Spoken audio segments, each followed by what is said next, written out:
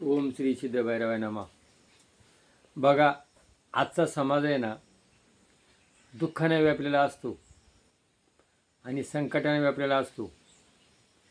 आणि लहान मुलगा असतं ना, त्याला काय ते रडत असतं आणि त्याला काय म्हणता, बागुलबुवा आला. आणि मग बागुलबुवा हे काय, काहीच नाही. तसं आज लोक भक्ताक जात्यात, ज्योतिषाक जात्यात, बामणाक जात्यात. बघा, बामण ज्योतिषी, आता मी ज्योतिषीच आहे, पण हे अभ्यास केला मी का हे काहीतरी बागुलबुवा आहे. तर एक ज्योतिषी होता, तो ग्रह तारे यांचा अभ्यास करून लोकांना ज्योतिष भविष्य सांगायचा आणि लोक त्याच्याकडे जायचे.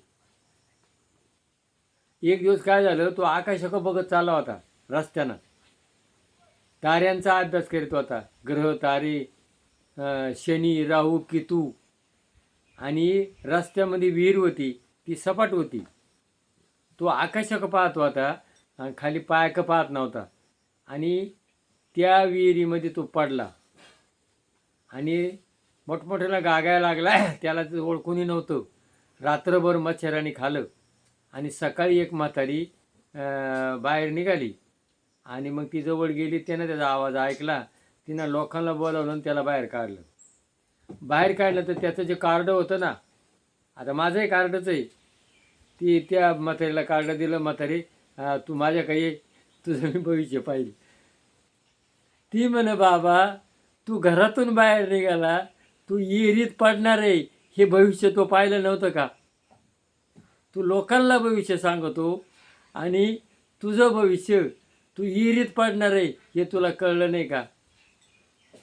बघा, तात्पर्य असं आहे, लोकांना ज्ञान शिकवण्यापेक्षा आपण काय करतो हे आपण बघायला पाहिजे. हे जीवनाचं महत्त्व आहे. काय तर आपण हे ज्योतिषाकडे जातो, बामणाकडे जातो आणि मुलींचे लग्न पाहतो. त्या मुलींच्या लग्नाला काय याच्यात मंगळ आहे, याचे काय नाडीच होत नाही, हे सगळं थोतांड आहे. चांगले थळं निघून जातात आणि वाईट ठिकाणी पडतात. म्हणून बामणाकडे जाण्यापेक्षा तुम्ही काय करा, तुमची मन जुळवा. आणि मुलगा काय करतोय, तो गरीब असला तरी चालेल, सुसंस्कारी पाहिजे. जरी वयाने जास्त असला तरी चालेल, सुसंस्कारी मुलाला मुली द्या आणि सुसंस्कारी घराण्यातली मुलगी करा. हे बामणाचं जे थोतांड आहे ना, हे सगळ्यांनी आता डोक्यातून काढून टाका.